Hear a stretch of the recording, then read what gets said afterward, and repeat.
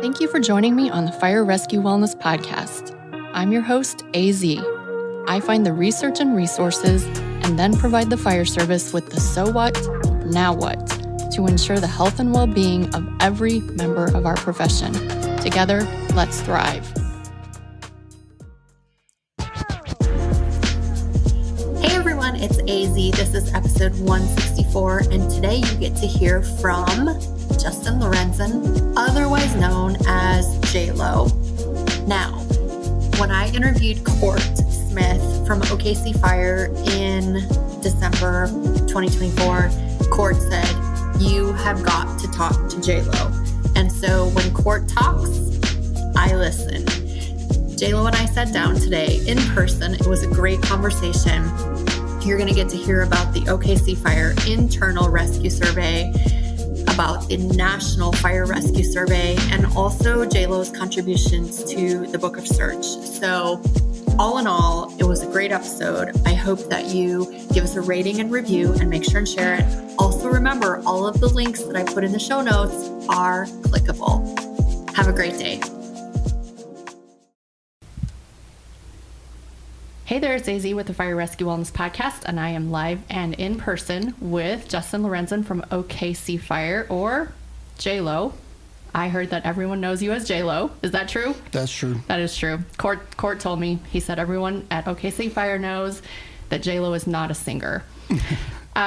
We are in the middle of, I guess, is it called wildfire season in Oklahoma? Yeah.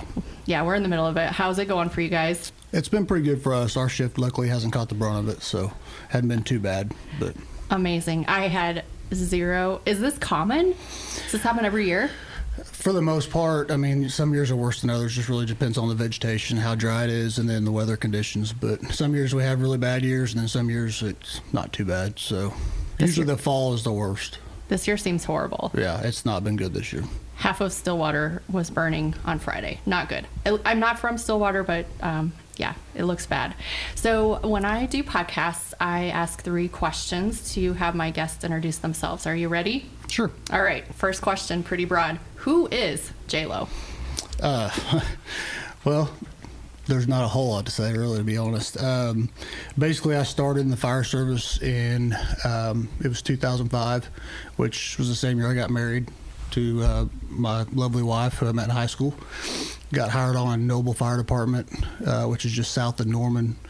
Worked there for about 3 years full-time, and then applied for Oklahoma City and got hired there. And that's where I've been for, this year will be 17 years. So spent a little time in training when I was here at OKC for about 3 years, and then the last probably 10 years or so I've been driving battalion chief.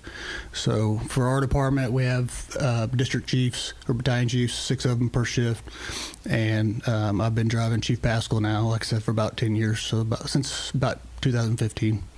Amazing. Tell me what sets your soul on fire. Oh man, I'm really passionate about the fire service. When I first got hired, like most of us, being young and thinking we know everything, that became a reality check pretty quick when I promoted to driver, and basically was in charge of a crew when my officer was off. And that's when I realized I really didn't know as much as I thought I knew.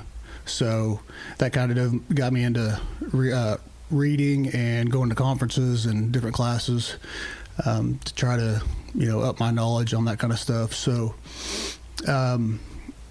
man, that just really got me into it. And then I just kind of fell into the instructing aspect, especially after going to training and then doing podcasts and stuff. So none of it was really intentional. It just kind of fell in my lap. But I'm very passionate about it. My biggest thing is to basically leave the fire service better than I found it. So that's a message I keep hearing from people that are similar to you, that are trying to educate people. Leave the fire service better than you found it. And so now I just need to know, how are you changing the world? Well, I wouldn't really say changing the world. But like I said, it's just more of, nothing that a lot of us instructors that go out and teach at these conferences, there's not really anything new. We're not changing the fire service as far as new tactics or new ideas or anything like that. It's just a matter of delivering the message, ego-free, and just treating people right. So I wouldn't say really changing the world, but more of just kind of giving back. And that's a lot of it. I mean, I don't know how else to put it really. When I spoke with Court a couple of months ago, and I think we were speaking off mic at this time, but he said that I needed to talk to you, and he said that you were the search and rescue guy here in OKC. How did you sort of go into that niche? Is there a particular story? Yeah, so I really got interested in it when I started training in 2018. Basically, it started kind of with the internal survey that we got going, and I was sitting at one of our Fools conferences, and Chief Brian Brush, he's at Midwest City Fire now, the training chief down there, he talked, and one of the things that really hit home with me when he was doing his message was we're really good as a fire service recording our losses, but why are we not recording our wins? And so that kind of threw a light bulb on for me, and I got to thinking. That's kind of when I knew a little bit about fire rescue survey, but not much then. So that's when I kind of delved into that, and tried to get us to start reporting to fire rescue survey, and kind of hit a roadblock with that and started our internal survey. And I felt like if I was gonna be the voice basically of our internal survey, then I should have at least something to back that up and understand what I'm trying to push out. So I started diving into that search, and down at training, when you go down there as a training officer, you are basically assigned a subject or something, subject matter to teach. And so that's one that I kind of just delve into and that was most passionate about. I'd say the reason why is because I want other firefighters showing up to my house ready and prepared. So passing along that message and having, trying to gain that knowledge. Obviously every day is a learning day. I don't claim to know it all, and like I said, it's passing on information, but that really started the passion for me and kind of gave me the road to go down as far as I guess you could say specialty, as far as teaching, and I've just kind of done it from there. As far as being the search and rescue guy, Court likes to up-talk everybody, and so I don't know about that, but it's just been my passion, and I've kind of stayed with it, and I'm a firm believer of one of those people who kind of stay in your lane, so I've been asked to teach other things, which I could teach, but it's not something that I've spent the last 10, 12 years kind of diving into. So I try to stay with what I know. You mentioned an internal survey, and I definitely want to get to the fire rescue survey, but talk to me about this internal survey that you mentioned a bit ago.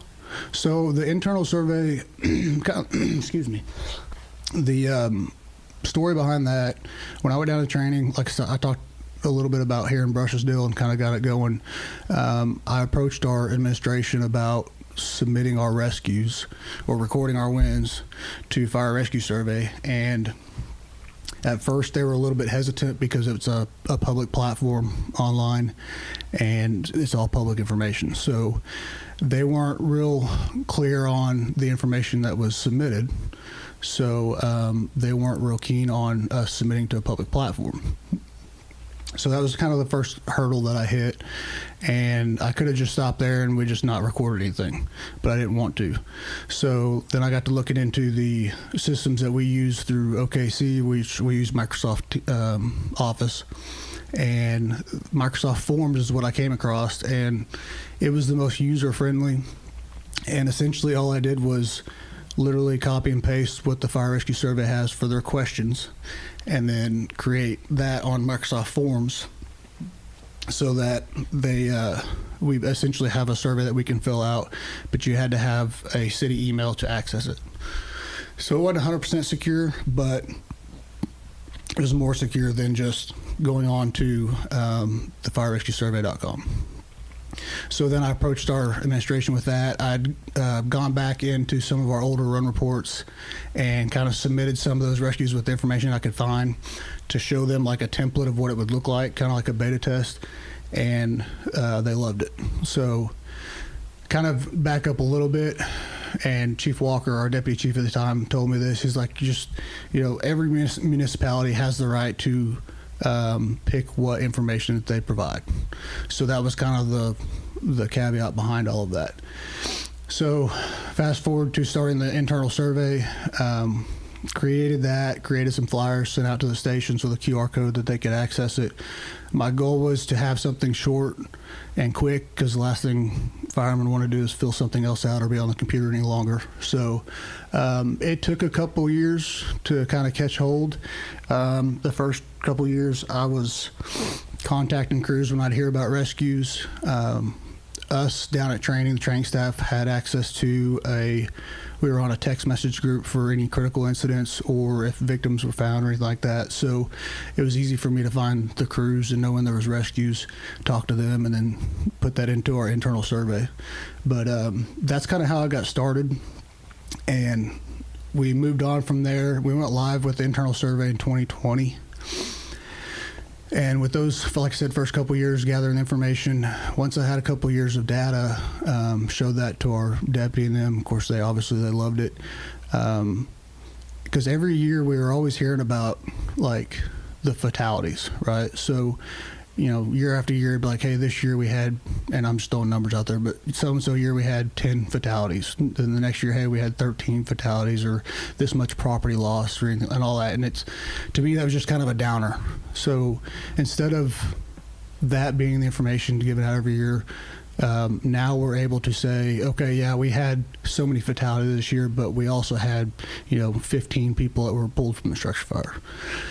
The only thing with that is that we can record when we find our victims and remove them and transport them. The hurdle that we're running into now is getting that information after they're at the hospital. So discharge status, whether it's deceased or discharged to home. So for instance, we have and I'll just throw some numbers out there that we had from those first few years. So 2020, we had 18 fire victims. 11 of those were rescues and 7 were fatalities. And what I mean by fatalities is on-scene fatalities. As far as the victim was left in the structure, and I say that because they were too far deceased to even remove, so left in place for investigation. 2021, we had 11 victims, 8 rescues and 3 fatalities. 2022, we had 26 victims. 24 of those were rescues with 2 fatalities. That was a big year for some reason. I don't know if COVID had to play with that, with everybody being home or anything. I don't have really any data to back that up, but that was a big year for us. And then 2023 was the most current. We had 10 rescues, and I don't have the fatalities because we were transitioning to a new reporting system, and there wasn't really a way to differentiate structure fire fatalities versus car fire fatalities, stuff like that. So, but that's kind of what it looked like, and being able to give that information and pass that along to our crews has been pretty significant. We've also used the data in our crew development. So our crew development, we bring every rig from every shift down to training, and they go through, we did basically search training the first half of the day, and then they'd go to lunch, and the second half of the day they'd go to high-rise training. Well, in that search training, I had all of OKC's data written on the walls of the training center or the training tower in sidewalk chalk right next to fire rescue surveys data. And I did that because not only to show our members the information, but to also show the comparison between us and the national survey. And what was crazy is a lot of those lined up almost identical. So for instance, at the time, 45% of our victims were found in bedrooms. That was the same number for OKC and the national. And that was coming from a data pool for us of approximately about 40 rescues. Whereas that came from a data pool of, on the national survey, or firefighterrescuesurvey.com, that data pool is about 3,000. And to see those numbers almost match up with such difference in the data pools was pretty cool to see. And it's not just our department. So, and I was one of the first ones, I guess, to start internal survey. And it's kind of how I got introduced to Fire Rescue Survey, because we're like, well, maybe there's other departments across the U.S. that are running into the same issue as far as being able to submit the data. Because It's still way underreported for the national survey. I think we're only capturing like 35% of the rescues. But it's increased significantly. So like when I helped or started with Fire Rescue Survey, we were at, or just before I started, they were at 1,000 total recorded rescues. And this last winter, I think it was November, December-ish, we're over 4,000 now. So it's getting better. Chief Brush did a practicum that he was doing through OSU, OKC, where he did a study the first quarter, I believe, of 2021, and was just basically going off Google alerts for victim rescues and house fires. And he would get an email anytime anything was put in as far as a news article or whatever when there was a rescue. And he captured a lot of information. That's kind of how we got the number of how much is actually getting reported versus what's actually happening. So it that was kind of a big turning point for us on the survey. And also with the internal side of it, once I got brought in to help with that, because that's basically how I started. We can transition to Fire Rescue Survey if you want from here, but Chief Brush added me to a group text with all the guys from Fire Rescue Survey, and they're like, hey, check out what OKC's doing. And they're like, man, this is awesome. This could be something. So that's when I got brought on to the team, and they ended up calling me into writing an article for Fire Engineering about it, which ended up being really good. I'm not a writer, and in fact, Court kind of helped me with that, because I was like, dude, I don't know what I'm going to write. Like, I don't know how to write anything formal. So he's like, dude, just start typing and then clean it up after that. Just write down what you think. So that's what I did, and then ran it through a couple guys with the survey. Nick Ledeen helped out a lot. He's one of the guys on the survey team. And Diana Rothschild through Fire Engineering, she helped, got through all the editing and everything, got that article put in. So it was pretty cool to have that and have that published. But as far as going in and being part of them, that started my process with getting in with FRS, and then it kind of grew from there. So anytime we had a submission on the website through the FRS email about hey, we want to record our rescues, but we can't do this with the survey or whatever, then it would get forwarded to me, and then I would pass on, information that we did and try to help whoever I could, whatever department on an internal. And the next one to join was Jonah Smith out of Charlotte, and they did the same thing. And so they run their internal, which he's far surpassed what we're doing in OKC. They use a different system. I believe they use Survey 123 and like an ArcGIS platform. And the stuff that he's doing that with Charlotte is freaking crazy. I'm hoping to pick his brain some more and kind of get OKC on the same page with that. But and then it just kind of snowballed from there. Now I couldn't tell you how many departments we have that have adopted policy in their internal survey. But it's a lot, and a lot of large metro departments as well. In fact, I just got an email the other day. I'm supposed to have a online meeting with Anchorage Fire and some of their officers about starting an internal survey up there. So it, like I said, it just kind of grew from there, and it's been pretty cool to see. The biggest thing that I was worried about initially was I didn't want to take away from FRS. So what I didn't want is to create this internal survey and then it draw the information away from the national firerescuesurvey.com. And that's why I was hesitant to write an article or really do much with it. But the guys with the team kept pushing it, and they're like, no, this is big.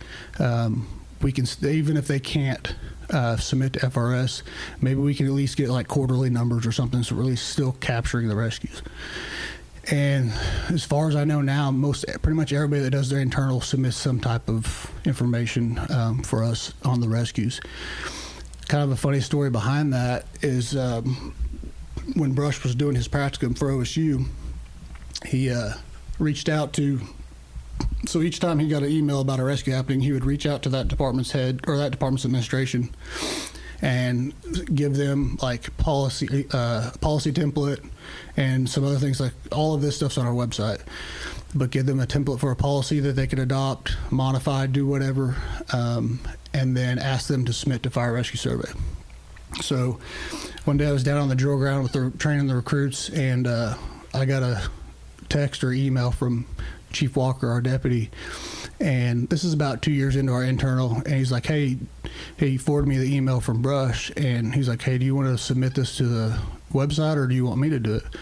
And I was kind of confused at first, because I was like, well, I thought we couldn't submit to that, So I call him, and he's like, well, there's not any information that's, not public, is there? I was like, no, Chief. I said, it's all public information, nothing that the news can't get a hold of. I said, and there's no HIPAA violations. And he's like, oh, well, then, yeah, we can just start putting our rescues on there. So I was like, okay, awesome. So I kept our internal survey going because I wanted that personal information for our guys.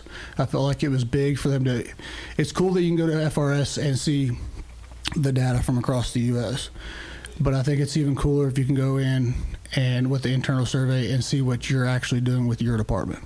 So that's why I kept ours, and that really hit home. Like I said, during crew development, the guys that came down, some of the positive feedback that we got was seeing our numbers and our data compared to the national survey. So I think that helped a lot with it. So we do contribute to FRS. We do have a policy. It hasn't been put into the policies yet. We're waiting for approvals and updates and all that kind of stuff. And we're transitioning to Lexapol, which has kind of been a little bit difficult. But it's essentially that policy template off of the website. And we kind of modified it, some definitions in there as far as what's a rescue, what's evacuation, what's a save, because that has been a big hurdle too, is guys understanding what's an actual rescue, right?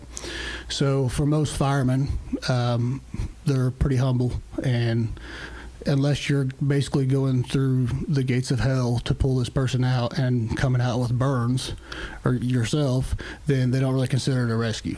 Well, that's not necessarily the case, right? So, and I think that's an issue across the fire service is, guys, they don't want the attention. They don't want, they're not trying to beat their chest over something. They're just doing their job. So, and I understand that. So just getting that message out of the how valuable that information is for our day-to-day operations and finding victims, and getting them to understand that, yeah, you may have just gone in and found somebody wandering around, in smoke that was waist high, but if you had not done that, would they be able to make it out? So basically a broad definition of our rescue is if you pull somebody out of a structure fire that otherwise could not get themselves out of that IDLH while you're in full PPE breathing air, then that's considered a rescue. If you assist somebody out from a adjoining apartment, from the actual apartment fire room, and you help walk them out because they're elderly or whatever, then that's an evacuation or assist. So we're getting better at it now as a department. It's taken some time for guys to understand the actual definition of it. But after about that first 2 years, it didn't take me having to reach out to these crews as much. They were just, I'd get on Microsoft Forms and look at the survey, and there'd be 2 or 3 entries for a rescue. So, and without me even asking. So it's really started to catch on. And then obviously going in there with me being able to see the raw data, filtering out, which is, if we have multiple entries for one and so on, and pulling that out. So that's helped a lot with gathering that data and then having that actual definition with it. So I noticed something when I moved to Oklahoma and started following the OKC Fire social media pages. I noticed that they are incredibly transparent about their rescues, which I think is it's a mistake. I think a lot of departments, just like you said, it's such a negative. It's always about the losses, the property losses, the life losses, and it's not about the rescues. That's amazing. And even reading it, I guess it didn't even make sense until you just said it. Yeah. It's all about the attitude.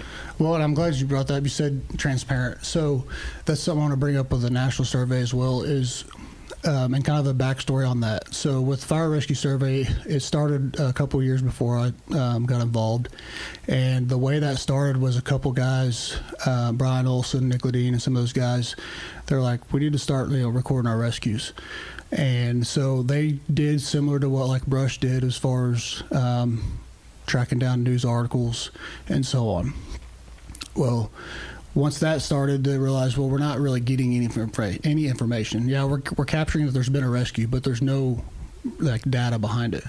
So then that's when they started doing the survey and the questions, created the website, and mind you, all of this has been done out of their own pocket. Like it's completely nonprofit. We just got our 501c not too long ago.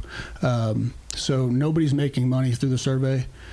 It's all going towards the data and capturing the rescues, which has actually helped us a lot with being able to deliver the information. So in the past few years since I joined, we've been doing ambassadors academies for Fire Rescue Survey to kind of get the word out. Essentially, it can be anywhere from a day to 2 days, and a group of us will come out and do different lectures, like different parts of the survey. So for instance, me and Jonah Smith out of Charlotte, we do a couple-hour lecture over internal survey, how to implement it, what it consists of, and so on, and then what it did for our department. And then you have like Justin McWilliams and Jeff Bryant, they'll do like more of a tactical, taking it to the streets, how does this affect our operations. Brush will do some stuff that they've implemented through Midwest City as far as the command side of it. Then there's several in the team. Oh, Jason and Katie, our data ones, they capture all our data, the raw data, the ones that transcribe it and put it out to where us, normal people can understand it. They talk about what that entails, what is it, how to read the data, because you can easily take a data point and make it what you want, right? Amen. Yeah. So we want to make sure that it's being interpreted correctly. And so that's kind of the whole basis behind the Ambassadors Academies, to make sure that information is being used properly and not to push an agenda one way or the other. And all of our data is 100% transparent. As soon as they get it to the form of where we can actually understand it, that's even available on the website, the raw data is. So that is a huge thing that we want everybody to understand, that there's no tricks with it. We're not trying to push one agenda or the other. Again, it helps that nobody's making money off of this. So it's grown exponentially. We've added so many members to the team. Katie and Jason also do, we brought them on to validate the data, right? So we had some questions of, well, how do you know a fireman's not just going in there and putting in a fake survey and fudging the numbers? So like, well, we don't think firemen would really do that, but you got a valid point. So we brought Jason and Katie on. Katie actually works for Meta. She's a graduate from Stanford. Dang. Smarter than any of us. Sometimes when she talks, we're like, okay, now you have to translate. But her and Jason jive pretty good and help with that information. So it's pretty cool to see where it's come to and from where it started. I was snooping around on the website last night, which I will put in the show notes, but there's a pretty good slide deck about a PowerPoint about the first 4,000. So basically the first 4,000 rescues. And obviously the listeners can dig into that themselves, but can you give me a couple of wave tops about the first 4,000, like commonalities that y'all are seeing? So there hasn't been, so every year we'll go in, usually Nick Ledeen goes in and he'll create those slides, and then he'll also create a document that's on there called Just the Numbers. And basically what that does, it takes each question and breaks it down to that specific data point versus total recorded rescues, or that data point versus survival rate. So kind of to preface this, survival rate, what that means is basically towards the end of the survey, there's some questions on there of, was the patient removed with a pulse or without a pulse? Was a pulse ever regained? Or were they conscious, unconscious, and so on, burns, that kind of stuff. So the survival rate is based on the victim removed either with a pulse or a pulse is regained. Again, like I was saying earlier, as far as anything beyond the hospital, that's right now hard for us to track just because of HIPAA and stuff. Some departments or municipalities have the liberty of their hospital sharing that information. Some don't. So hopefully we're working towards that in OKC. We've already got some hospitals on board that we get basically a report back of outcome. I don't think we're getting any from our burn center yet. I think they're trying to get them on board.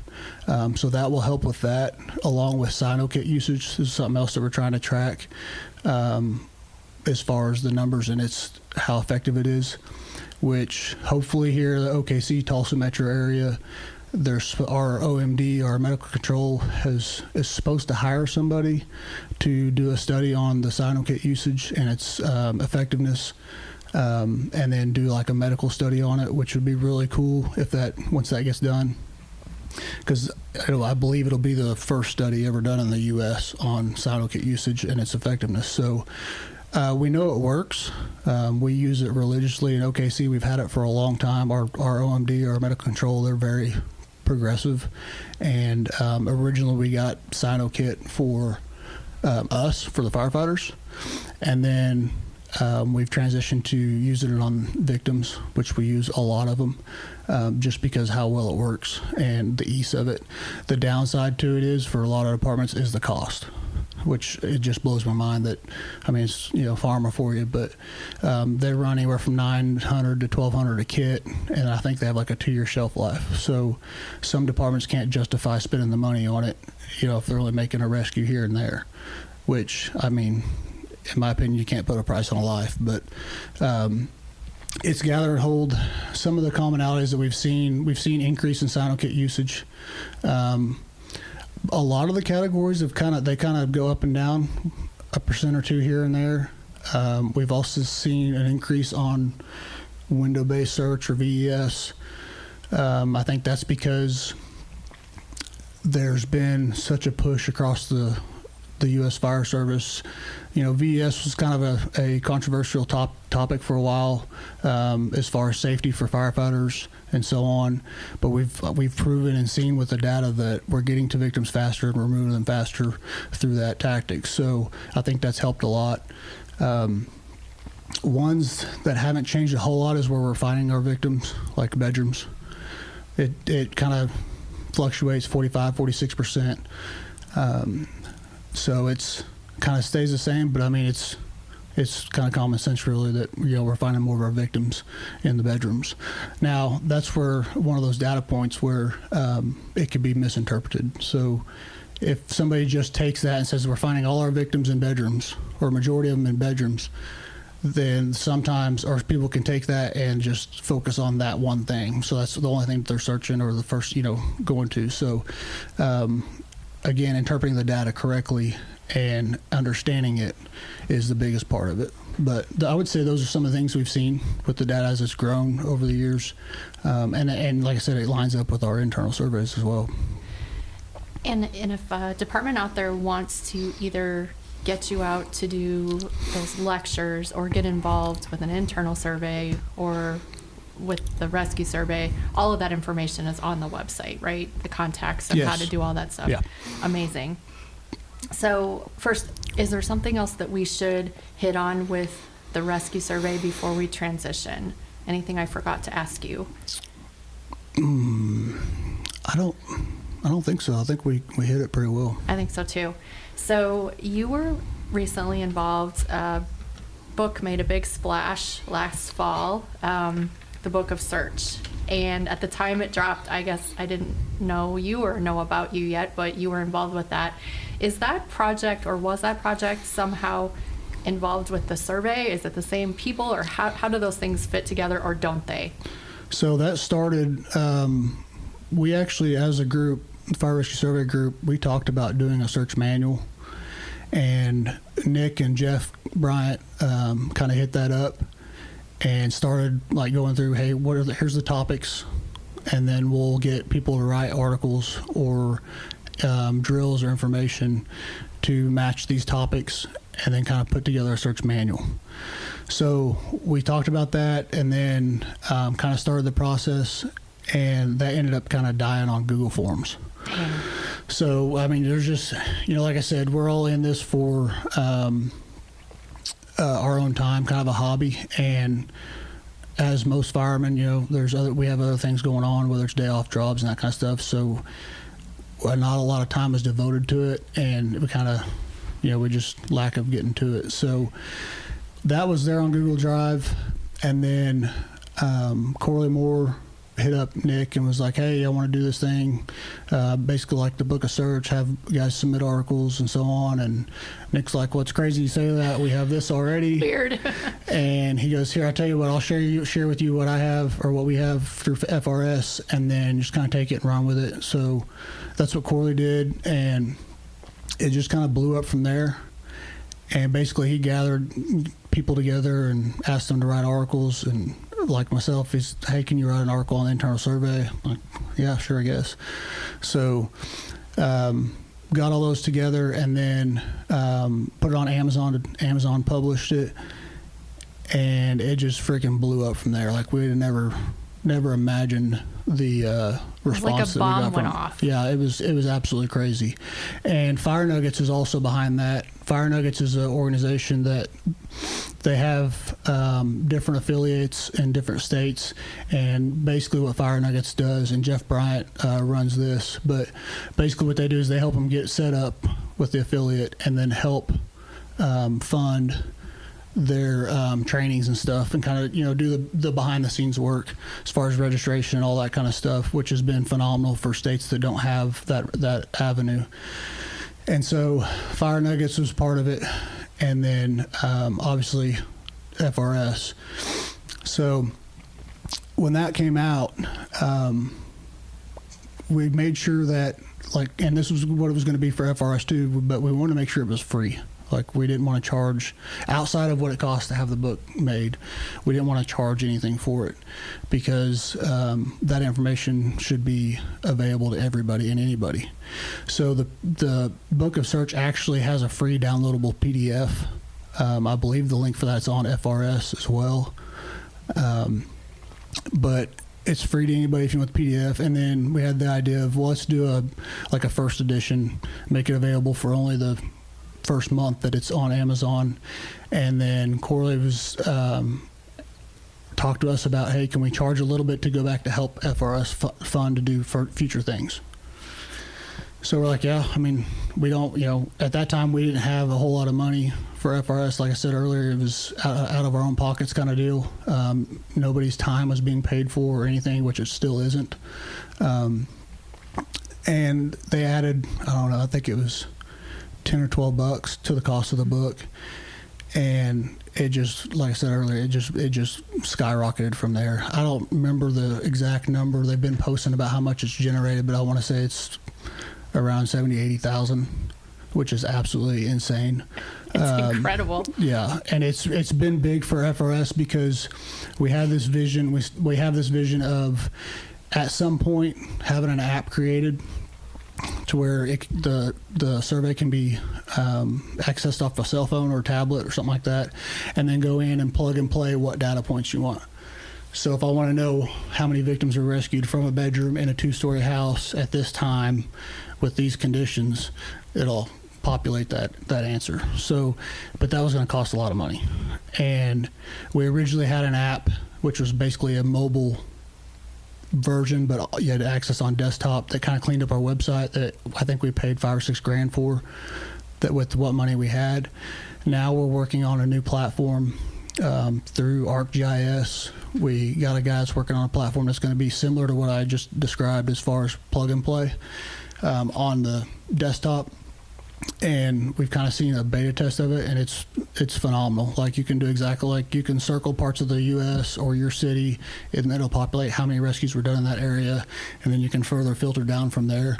So that's what that money is going to, and then also helping fund some of our travel when we go do Ambassador Academy and that kind of stuff. So it was definitely unexpected, for sure, but it's definitely going to get put to use for the fire service and for the data. So, yeah, I think it's a wonderful resource. And if I were to ask you this is kind of a broad question, but forgive me. What is JLo's philosophy on search or teaching search? What is your philosophy? Philosophy. I'm a new guy in the fire service, and you're molding me. What are you going to teach me? Well, the first thing we're going to teach is it's not clear until we say it's clear, right? So we're not taking bystander or occupants information that everybody's out to decide how we search, right? So how we search, how fast we search, and basically the effectiveness of our search shouldn't change, regardless of what the reports are. And that's one thing that I try to drive home a lot in my lectures, is just because somebody's in the front yard telling you that everybody's out shouldn't change our tempo.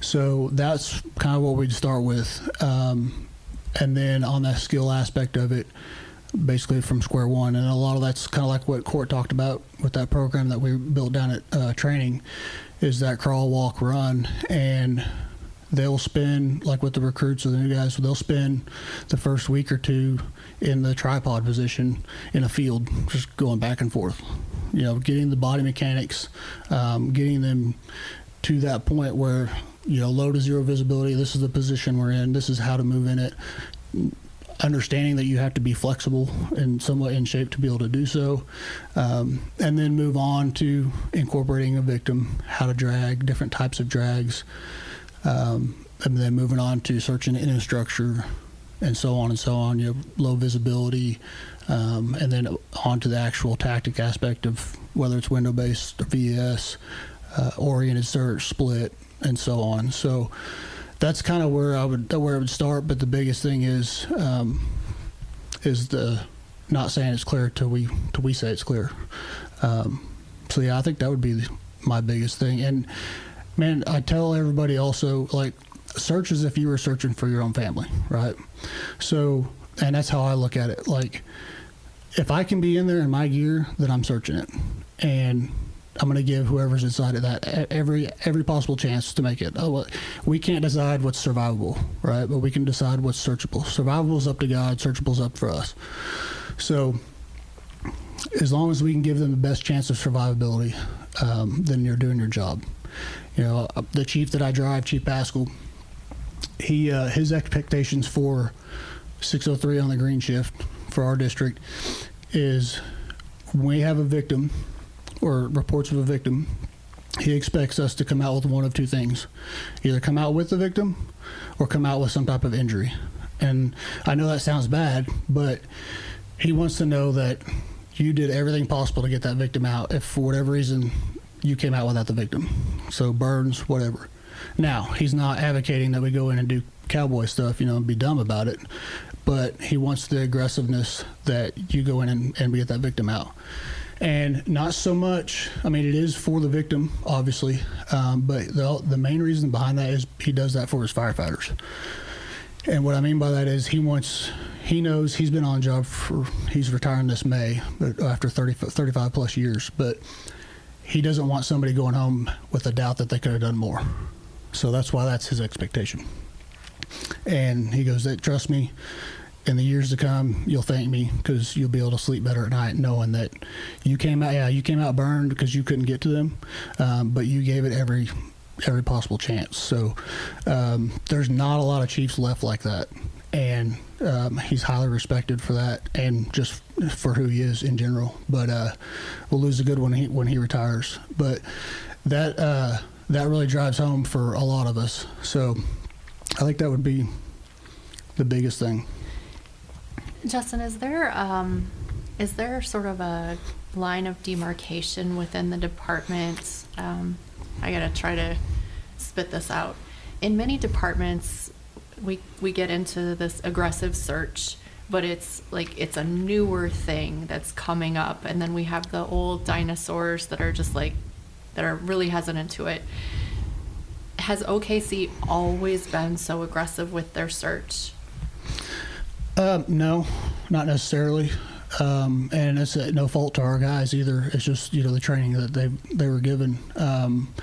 What kind of stands out with that is during crew development, that was some of the comments I got from some of the guys with more time on, 25 plus, that we're showing them the different victim drags, because it's I say new, because of some of the UL data and stuff that come out showing keeping their airway low, that lower 1 foot space and so on. With these drags, I've had several of them ask me, how come we didn't learn this 15 years ago? Ouch. So they were really receptive of it. I actually learned a lot during that crew development teaching part of it, or during teaching it, that they were very receptive. And I kind of went into it with the wrong mindset because I was expecting a lot of kickback. Because how firemen are, they don't like change. Or things that stay the same. Yeah. So hearing that from them was kind of an eye-opener. And out of everybody that came down over those 2 months that I was down there doing that crew development, I didn't have one negative comment from anybody. They were just all about it and blown away with it. And it helped understand a little bit more about our internal survey. So there's been misconceptions in the past that the internal survey was just to, fudge the numbers and, try to make us look good, which is not the case. And they understand that now. So, and we're still battling that a little bit, but for the most part, I think that's the biggest thing. And we've seen a big change. And again, I don't know if it's because of the internal survey or what, or changing our search tactics. We really kind of started changing our search tactics around 2019 and how we drag victims, different types of search and stuff. So some of that was changed. And we saw an increase in our numbers. I don't know if that has anything to do with it or not, because we just started recording them, So now if we see a continued uptrend of rescues versus fatalities, then maybe we can, figure out if that's why that was the case or not. But I've noticed personally over the last few years, search has been more of a priority. Our chiefs, our battalion chiefs, and our officers that are commanding fires are making it more of a priority with fire attack, where it wasn't in the past. Or not, I say it wasn't in the past. It was in the past, but not as prevalent. Mm-hmm. And then seeing the numbers of how many victims versus fatalities that we've had. I've seen a significant decrease in the amount of victims that we're leaving in place due to investigation because they were burned so bad, right? So when I first came on, that wasn't the case. It was not uncommon to have a victim that was left in place because they were too far gone. Now, whether that was because we were quicker or our tactics or whatever, I don't know. But I have noticed that difference. So, and it's changed with a few other things, and this changed before we got to our internal survey, but in the past, the first arriving engine had to secure a water source or catch a hydrant before going in. And it's been several years now, but that's changed to where now that's officer's discretion. And then we kind of transition into also booster backup. So the first engine comes in, the second engine arriving will give that engine their water. The third engine coming in typically will catch a hydrant and then give that second rig, the first rig, the hydrant water. So what that has done for us has put more boots on the ground initially on the first arriving. So you got essentially two companies right off the bat, or three with the ladder there, to get 6 to 8 firemen on the ground and starting that fire attack search simultaneously. And like I said, the data doesn't lie. We've seen the increase, and we're removing victims faster. And I have seen a trend in our numbers of the time of victim removal from arrival from that. So I think that would be some of the things that have changed as well. But of all the OKC people I've talked to, I have never bothered to ask Is your staffing 4 per rig? So we have 4 on our engines and 3 on our ladders. Typically, we get 4 engines, a ladder, a battalion chief, and an ambulance, or 2 battalion chiefs and an ambulance on just a regular residential fire. And then our chief's cars have 2. They have a driver and a chief, which is not real common across the U.S. Most chiefs drive themselves, so we're fortunate for that. And then we get, let's see, if we have a known victim, they'll usually assign or ask for a second ambulance, because the initial ambulance is there for us for the most part. So they assign a second. But outside of that, that's typically what we have as far as staffing. Okay. All right. That makes sense. I have a question about if a listener wants to hear you speak in person, do you have some speaking engagements lined up for this year already? Yeah, we have our Fools, Mid-America Fools. I'm the president for our Fools chapter here in OKC, Mid-America Fools, OKC Metro. We have our Spring Breaker Habits in May, and Sean Duffy and myself, we're developing a new class, or we developed a new class that is civilian rescue, removal of the occupant. So right now, the training circuit, I guess you could say, across the U.S. is extremely saturated with search. Like, it's taken over the last 2 to 3 years, it's really taken off. The word's getting around, and people are teaching, which is awesome. I mean, that's exactly what we want, to happen. So, not because of any of us, but that's just kind of the trend. And so, me and Duffy were talking one day, and he's like, "Man, we're really heavy on how to search, mechanics, tactics, and that kind of stuff." He goes, "But there's not anything being taught about what do you do once you found the victim, right? We teach a little bit about drags, keeping their head low and stuff in our regular search, but what do you do when you encounter a large victim, 300 plus? How are you going to remove this victim? When you encounter a large victim or a victim in a bathtub that's full of water, how are you going to remove that victim? Are we going to isolate in place? Are we going to, isolate and ventilate the window? How are we going up and down stairs? Do we need to do a window conversion? Like, some of those things to think about from finding the civilian on. And then obviously once we remove them, in the past we've been really bad at the training of, we pull the victim out, hey, we high five and go back in, complete our search.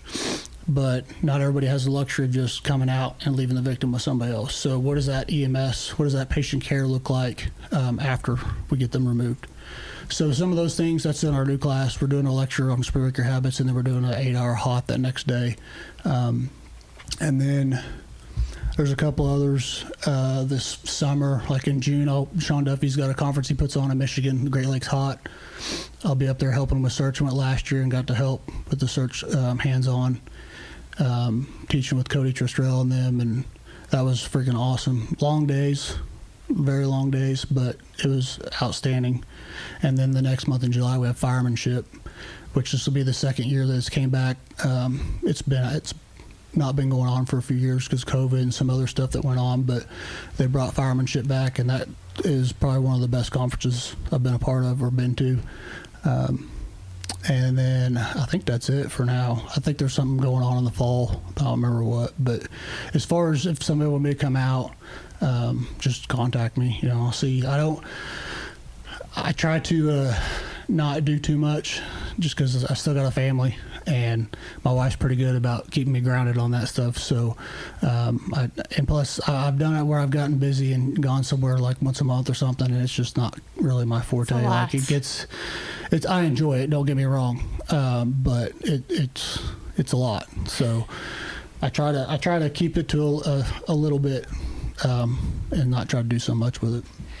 Is firemanship, is that in Aurora, Illinois again this year? So it's interesting. I could spit on Aurora, Illinois, and I moved early June last year, so I didn't get to go last year. But for all my Illinois listeners, go check it out. So I always end the podcast first. Is there anything we should have talked about that I didn't mention? No, not that I can think of. Amazing. We're amazing. I always end the podcast talking about dogs. Do you have a dog? I do. Okay, tell me everything. Oh boy. So we have a little mini pincher, And he doesn't think he's mini, but we have a little mini pincher, and his name's Major, which is kind of a funny story because we got him from a friend that had another friend that had to give him up, and they were going to, take him to the pound or whatever, and asked if we wanted him. I was like, well, we can keep him, for a little while until we can find him a home. And that was, I don't know how many years ago. So we brought him home. My boys, of course, right away fell in love with him, and they wanted to name him Major Wolf Killer. Oh, dear. And I was like, that's not really a name that fits him. I think we ought to find a different name. And so we all agreed on Major. So his name's Major. And he's just, he's what a mini pin would be, just to hang out inside, and he sees something, he thinks he's like the biggest, baddest guard dog if something comes in the yard, which, I'll give him this. He's chased off some pretty big dogs. I don't know how. They could have easily just eaten him. But big dog attitude. Yeah. But no, he's fun to have around. He's quick little sucker, but yeah, that's the dog that we have. And you said you have 2 boys? Yes. How old are they? Noah will be 16 in May.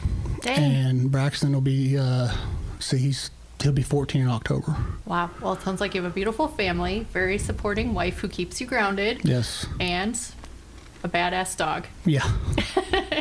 Well, I think you're just coming off shift. I know you got stuff to do, so I think that we can probably drop the mic. What do you think? Sounds good. All right. Well, it's AZ and JLo, and we are officially out.